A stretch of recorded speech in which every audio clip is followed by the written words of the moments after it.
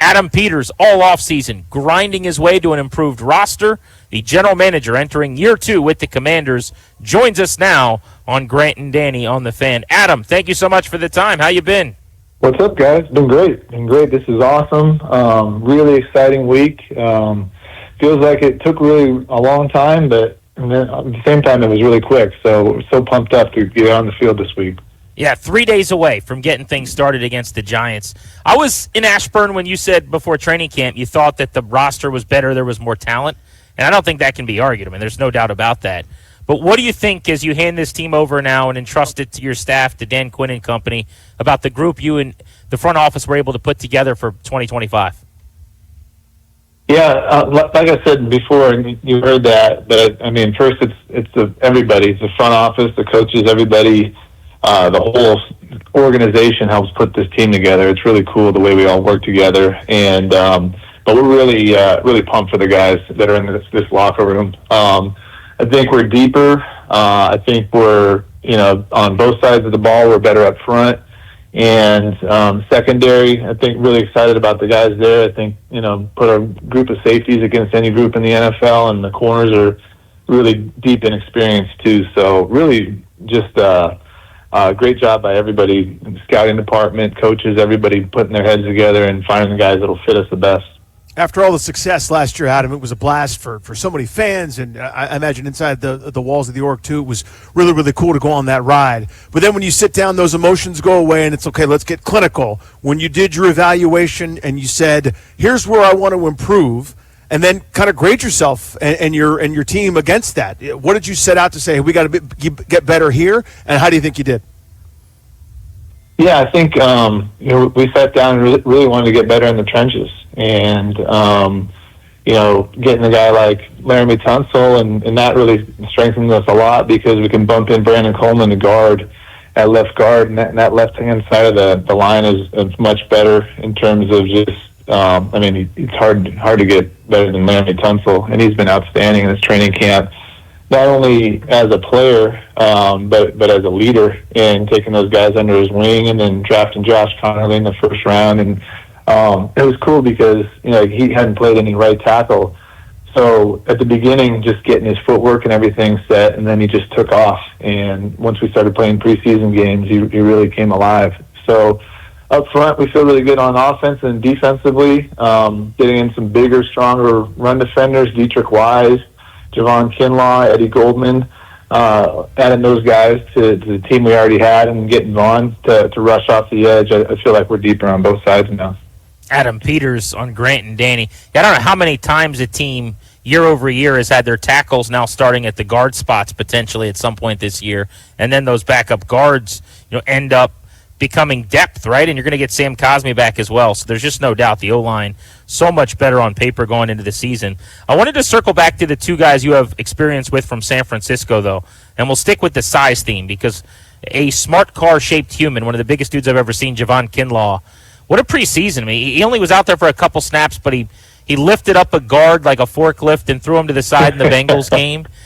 What are you excited to see with him? I know the narrative out there about what he's been numbers-wise is one thing, but you had him in another organization, and you were licking your lips to get back with him. What do you see in Kinlaw and what he can provide?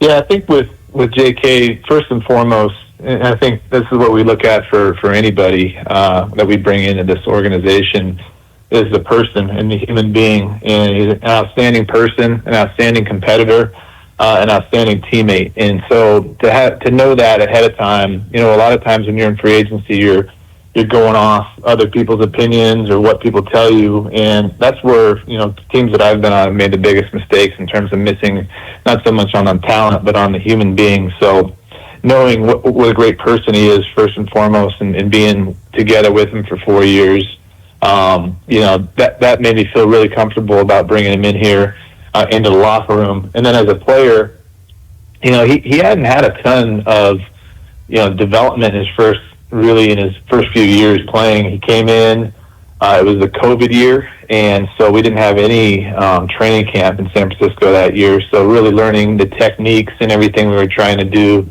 So he missed the training camp then he had been dinged up a little bit the next couple of years, so hadn't had a ton of training camp, hadn't had a ton of off season until really his last year when he was fully healthy.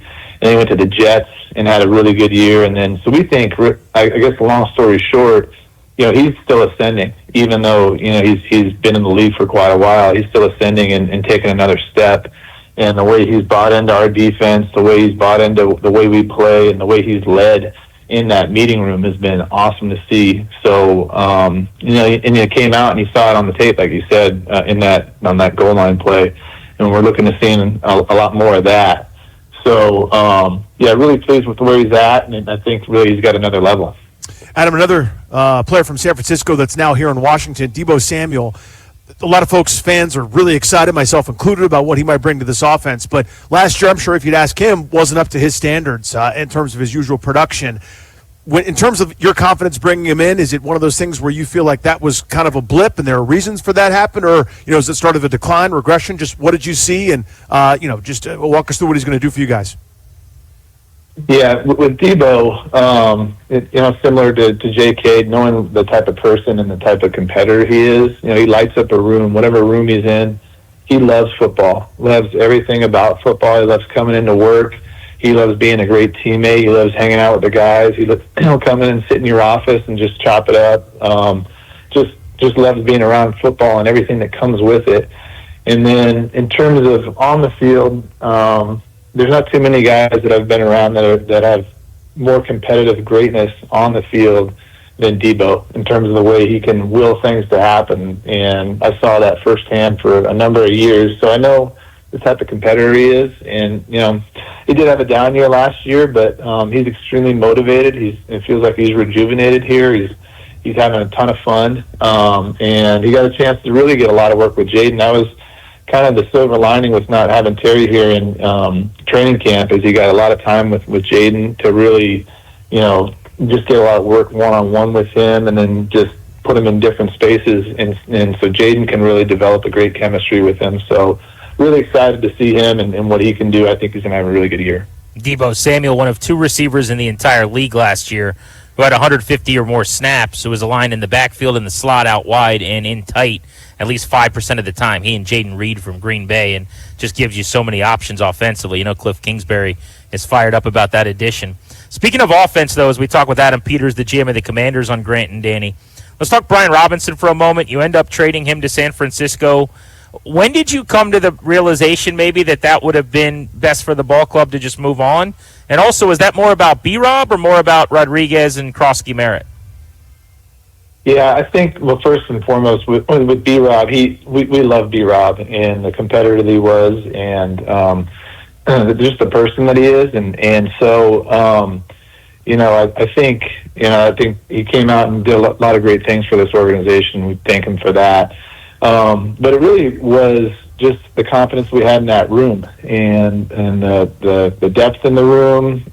Everybody's kind of a little bit different skill set in there, which we really like, and we're confident in all those guys in that room. And you go Eckler, you got McNichols, you got C-Rod, and you got Bill, and they all bring a little something different, but we're really confident in all those guys that come in and play at a high level for us. And so with B-Rob being in the last year of his contract, and there's a mechanism where if you really perform really well in the first few years of your contract on a rookie contract, that fourth year balloons up to a number that's much higher. And so that's an unfortunate part of this business where you have to make tough decisions like that. And we had a team in San Francisco that had a need, and they really liked B-Rob. And so I hope he has a great year there for them. And I'm confident in the guys we have in that room for us. Well, you answered my question a little bit for me there, but I was going to ask, with Jacory, do you already just call him Bill, or does he have to earn that yet? No carries yet. You don't get a one name. You're not just your first name like LeBron yet. Bill's the easiest for sure. It's a mouthful. Jacory Krosky Merritt is a mouthful. I've been going JCM until he goes for 100. Then I'll go Bill. Then I'll call him whatever he wants. Yeah. Yeah, exactly. If he does that, call him whatever he wants. But yeah, Bill, that's what he's been going by, and it's a cool story. You have to ask him about it, but that's what everybody calls him, and that's what he answers to. So that makes it easy. So looking at last year's against success, Adam, as it kind of portends what's going to happen this year. What was the thing that surprised you last year the most as you guys came together so quickly and had so much success and went on that wonderful run? As part of the roster that you'd assembled, and I know you guys wanted to be competitive and you were upfront about that from Jump Street from the first minute you came on and started giving press conferences and talking about the team, and Dan Quinn kind of followed suit. But just in your heart of hearts and just kind of deep down, what surprised you the most about how last year went? Yeah, surprised. I think what I was impressed by the most is probably how quickly DQ got the team to bond together. And that was, we brought in so many new people from so many different places, and not just talking about players, but coaches from front office staff to support staff across the board. And to get everybody to gel together that quickly, to be able to kind of get on the same page that quickly and to really play for each other that quickly. Tip my cap to DQ and the way he was able to do that. He was extremely intentional about that, and the guys bought in. And I think that's what really carried us, because we weren't the most talented team or the second most talented team in the NFC last year. And for those guys, the way they worked together, the way they played for each other, I think, not so much surprised, but just proud and impressed by how quickly that happened. And I got to give a lot of credit to DQ on that. Trying to do some quick math in my head, but we had 5 shows a week, every day of August, 4.5 hours a day. You'd be surprised to know that the majority of our show was spent talking about Terry McLaurin and the ongoing negotiation therein. A couple of things with that. Was that as stressful and exasperating for you as it seemed like maybe it would have been on the outside? Or was it calm and you knew all along that he'd be here against the Giants? Yeah, I don't think we knew all along that was going to happen. Obviously, in a negotiation, you have your ups and downs, and times where you feel better about it, and times where you're a little less optimistic. But it is stressful, but it's also, it was really important to us, and so we knew we had to get it done one way or another. And to have Terry here for a long term, that's what we set out to do.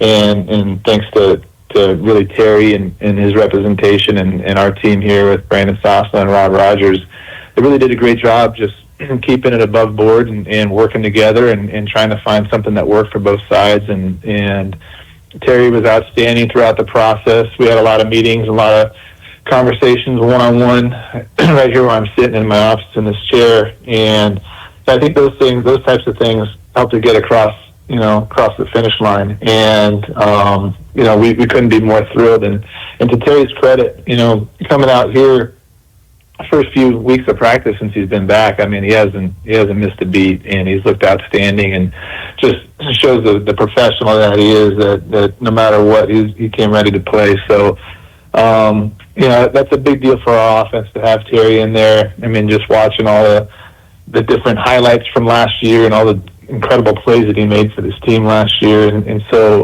we're so pumped to have him back. With something like that, and I know you haven't been through a negotiation like that in the seat that you're sitting in, but do you negotiate deals differently by person, like Terry McLaurin uniqueness, or is it more cookie cutter with age and position and projection? Like, how does that marriage work when you're trying to do what's best for him, but also, and more importantly, maybe what's best for the team? Yeah, I think every deal is different, right? Some deals are more straightforward, you kind of know exactly where that is, and but other deals are more complicated. And I think that's one of the things that made this take a little bit longer than I think both sides would have liked, and just trying to figure out all the nuances of it and where it should end up. But yeah, every deal is different. You're dealing with a different player, dealing with a different agent, and so everybody's style is a little bit different. And so, sure, you'd like to get every deal done, cut and dry really quickly. But as long as we get to where we want to get, and we still had a few more weeks to get Terry back on the field and acclimated and everything like that. That's really the ultimate goal. And so we're just, you don't want to have something where it goes sideways and trade somebody away or something like that. That's the last thing you ever want to do when you're not set out to do that. So, but yeah, every deal is different, and you'd love to have them all wrapped up in a week, but that's just not the case. Adam, as you guys enter this season, what is your biggest question or kind of variable where, hey, if this works, we'll end up being really, really good? What's one of those big things that's got you up at night? Oh man, that's an interesting question. I've never really thought about that. I'm up at night every night, so You're like me. You got a couple of daughters at home, so you don't sleep very I got a much. 7-month-old. That's my excuse. Yeah. No, but I think I'm really confident in this team and this coaching staff and everybody in this building. So, let the chips fall where they may, but I think the guys out there, the fans are going to be super proud of what we put together and the types of competitors we have there. So, really confident. You never know what's going to happen. Game to game, week to week. Every season's a little different. But I think, really excited to see these guys go out and perform. We haven't seen this team together yet. We had, a couple drives in the preseason, and we still didn't even have the full complement of guys. So the team will be trotting out on Sunday. Will be the first time everybody's seen them together, and I'm thrilled to watch them play. No, we're exhilarated. This is going to be a lot of fun come Sunday. Last one, we'll let you out on this. I'd be remiss if I didn't ask you, though. I'm sure you've heard a lot about the age of the team. It's the oldest team in the league. I know this isn't long-term, maybe the plan, but it certainly worked last year. Dan did a great job keeping guys healthy with practice workload. But is that a concern for you at all? I believe it's the oldest team, for whatever it's worth, dating back to like 2011, 2012, by way of like years and months on average. Yeah, I mean, not a concern, obviously, and people will kind of look at that and make a big deal of it. But, we have a great mix of young players and veteran players. And so, our quarterback's in his second year, which is a really good thing. But then we have a Hall of Fame player at linebacker and a Hall of Fame player at defensive end and a Hall of Fame player at tight end, and those are some of the older guys on the team, but they're still really good players. So, I think those guys do a great job of not only playing really well on the field, but just passing along knowledge and leadership throughout the rest of the team. And so, to have those guys, I wouldn't trade it for the world, having those guys on this team, and we're proud to have those guys on this team. So I'm not worried about that. And, I think it's an advantage in a lot of ways. Adam Peters, GM of the Commanders, very gracious with his time here on Grant and Danny. By the way, I think the last time we had you on, the girls were big into Bluey. I want you to try to get them to watch Creature Cases. This is my kid's new obsession. It's really, really good. If they like animals, they're going to be all over Creature Cases. Creature Kings? Okay, I'll because right now we got this K-pop demon hunter thing going on. Oh, my God. Run away. Stay away. Yeah. There's nothing. Every time in the car, that's all we're listening to. So, we have outgrown Bluey, to my chagrin, because I loved watching Bluey. That's really funny. But K-pop demon hunters. There's no going back. I don't think, unfortunately. Yeah, we let that whatever animal that is out of the cage. Yeah, the toothpaste out of the tube. An entire elementary school, that song comes on, insanity. It was like the Beatles getting off the plane, man. I've never seen anything like it. Adam, thanks. Yeah, it's sweeping the world. But, thanks for the time, guys. It was good talking to you. I know it's been a while, so it's awesome to get back on. So there you go, Adam Peters, the general manager of the Commanders, 3 days away from kicking off season number 2 of his tenure.